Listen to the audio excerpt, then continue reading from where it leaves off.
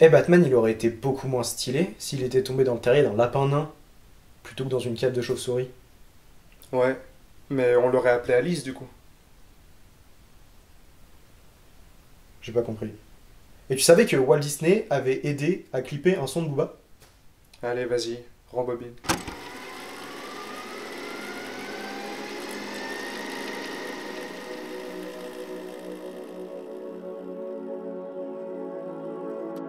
Je pense que tu connais Walt Disney. C'était un producteur, réalisateur, scénariste et animateur américain. Au début des années 20, il a créé une petite entreprise de divertissement avec son frère, Disney Brothers Studio. L'objectif de l'entreprise était assez simple, faire du divertissement à travers les médias de l'époque, donc les journaux, la radio et à ses débuts la télévision. Et peu de temps après sa création, la boîte a changé de nom pour devenir Walt Disney Studio. Au fur et à mesure du développement de la société, il crée plusieurs mascottes qui sont toujours iconiques. On peut citer par exemple Donald Duck, mais avant ça, en 1928, avec l'aide d'un certain Ub Iwerk, Walt va créer celui qui deviendra le symbole du divertissement. Bugs Bunny.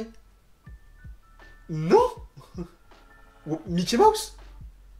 Par la suite, Walt Disney Studios grossit de plus en plus jusqu'à se lancer dans la création de films d'animation et devenir le mastodonte qu'on connaît aujourd'hui. Et en 1955, ils vont commencer à produire la première édition d'une émission télé nommée The Mickey Mouse Club. En gros, le principe c'était d'inviter des enfants à venir chanter sur scène pour découvrir des talents. En venant, ils devenaient des Mouseketeers. C'est marrant parce que du coup, c'est un jeu de mots entre Mouse de Mickey Mouse et mousquetaire.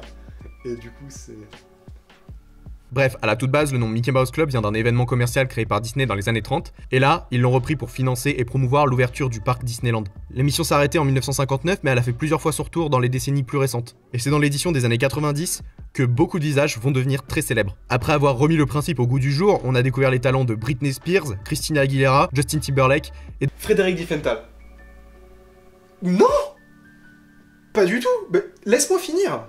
alors âgé d'à peine 12 ans, le public américain fait la rencontre de Ryan Gosling. Ryan, il est né dans l'Ontario, au Canada, et il se lance rapidement dans une carrière créative. À la base, il faisait de la danse, mais il a fait ses débuts d'acteur avec quelques apparitions dans des séries avant de rejoindre le club de la souris aux grandes oreilles. À la fin des années 90, il obtient son vrai premier rôle dans une petite série sur Hercule, et il va devoir attendre 2004 avec N'oublie jamais, avant qu'on commence à lui offrir des personnages à la hauteur de son talent. T'aimes bien Ryan Gosling, toi, non? Un petit peu.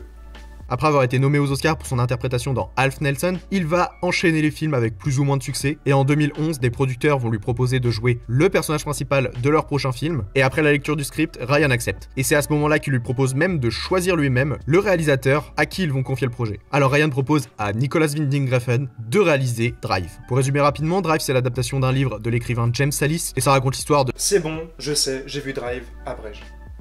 Ok, donc dans le film, Ryan Gosling interprète le chauffeur au nom inconnu aux côtés de Carey Mulligan, Oscar Isaac et Bryan Cranston. C'est intéressant parce que si Cranston est dans le film, c'est surtout parce que Refn était un énorme fan de Breaking Bad. Bref, le film sort, il est encensé par la critique, c'est totalement logique, il est visuellement magnifique, l'histoire est sublime, les personnages sont exceptionnels et je parle même pas de la musique. Suite à ça, il devient un très gros succès au box-office, il est primé à Cannes pour sa mise en scène et est nommé aux Oscars. Drive, c'est un film noir avec une esthétique de série B ultra colorée, c'est une véritable pépite du cinéma et il va inspirer beaucoup de monde dans bien des domaines, allant même jusqu'à influencer des artistes à l'international, et notamment en France. En 2014, le rappeur Booba publie sur les réseaux un extrait de son prochain album Duke, qui reprend énormément le film Drive, grâce à ses plans, à l'esthétique et à ce que ça raconte. Il va même jusqu'à refaire la scène du motel.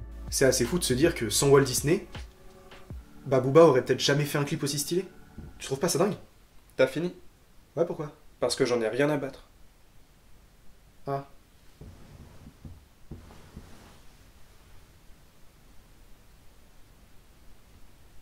Et tu savais que...